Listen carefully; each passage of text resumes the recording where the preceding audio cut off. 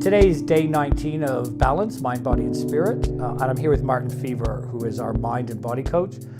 Last week, Martin and I had a session, and I've asked Martin to give us a little more insight into what was happening. It was challenging, painful, exciting, interesting, and all of these things for me. So it was something that I'd never experienced before. Before I give any more insight, I really just wanted to know from your experience, why? What was the purpose? And what's the desired outcome? Well, I think it's important, Dale, that people recognise this aspect of mind and body in particular. And what happens in life is that life happens, if that makes sense. And as a result of that, you respond emotionally, physically, psychologically to what life throws at you, if you like. And some of that actually happens in your body as well. So you learn patterns of thinking, feeling and moving. And as a result of that, your body adopts patterns that it uses to survive, if you like. Mm-hmm. So up until last week's session, your patterns had worked because you'd been surviving. Mm-hmm. However, what the challenge is for most people is knowing what's going on in their bodies. And the mind-body connection really talks about this fact that when you feel threatened, your body responds in a particular way, and when you feel relaxed, it responds in a particular way. And one of the challenges nowadays is that we're no longer running away from tigers. Right. We're no longer doing the fight, flight, freeze type of thing.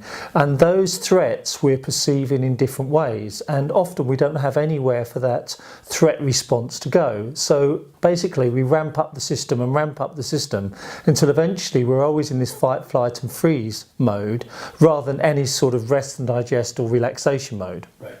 And that's what happens in life, and your body then also correlates to that. So what's in your mind is in your body, what's in your body is in your mind.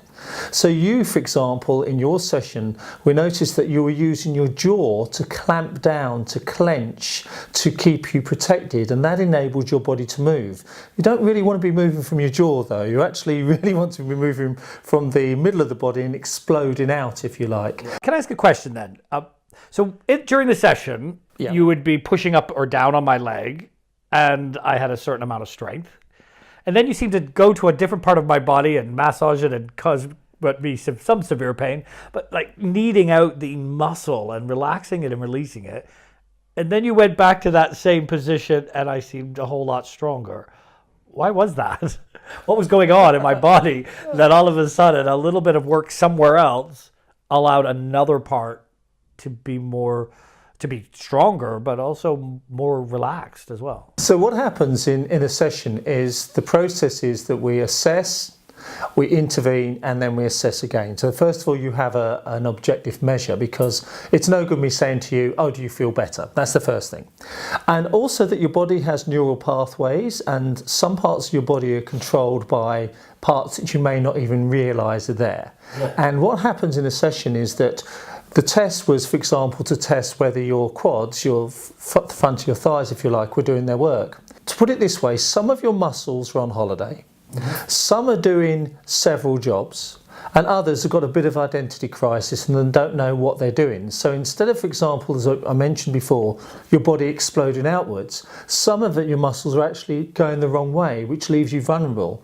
By rubbing certain parts of your body that correlate to those particular muscle groups, those muscles themselves relax. They either come back from being on holiday, they discover that they're meant to be doing something or their own job, and then also they lose that identity crisis. They know what they're meant to be doing. So your body starts to function in a way that it's designed to function rather than collapsing all the time. And I know it's quite demanding sometimes, but that discomfort is simply, if you like, a solid mass where your skin and muscles are not moving. Indeed, when we looked at your quads, for example, the muscles themselves were actually sticking to the bones of your leg. And so it didn't matter how much stretching you were doing, you were never going to release that. Yeah. And that's why it was so tender. And that's part of your defense mechanism. Shortening muscles is what we do when we're defending. Longer relaxed muscles is what you do when you're relaxed. You've got a dog. Let's use this as an example. I do have Buster, yes. All right. We talked about Buster. Yeah, yes. And so what Buster does is actually he relaxes in your office. He's quite calm. He's enjoying himself. And suddenly he hears something on the stairs outside and he's on alert. Yeah. Then he realises it's nothing and he goes back to being relaxed.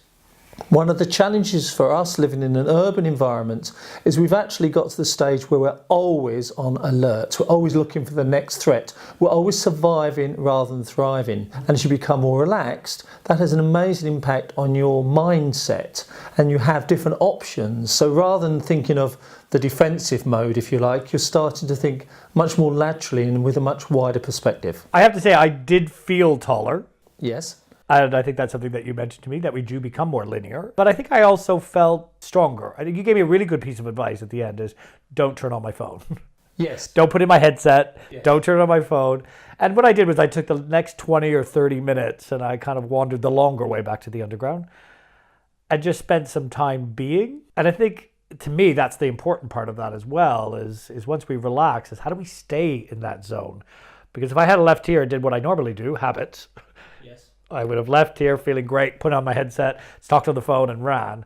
How do we change that habit? I think the first part of change anyway is about awareness. So you were aware. I reminded you, what could you do to help yourself? And I mentioned stop being connected. Yeah. Because once we're connected, we're already at the mercy of other people, if you like. Right. The biggest thing that we worked on in this session with you was actually your breathing.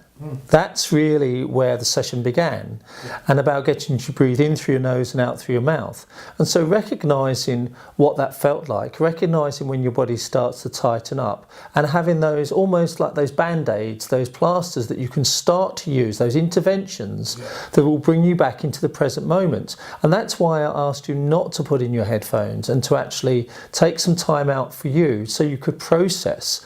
And that's maybe the biggest hint to give anyone, is actually stop actually being at the mercy of external influences and think what's going on inside you. Yeah. I'll have to tell you a really funny story and then we can end on that. Is after I left here and I got to the underground, it was quite busy because it was rush hour, and some guy pushed another guy and they got into a little bit of a tussle. And I just looked at the chap next to me and went, wow, like he's ruining my meditation buzz. I was watching this narrative play around me, and it was so funny. I just felt calm, even in chaos. I felt calm, and to me, it was how did that happen in such a short period of time? Well, that's the amazing thing, and I'm going to say something that the parasympathetic state is almost like a staircase, and you can drop down and drop down and drop down into different layers until you actually reach your base layer where you feel relaxed more and more. And it's not about being zen-like as you walk around the streets of London or in the office. It's not that at all.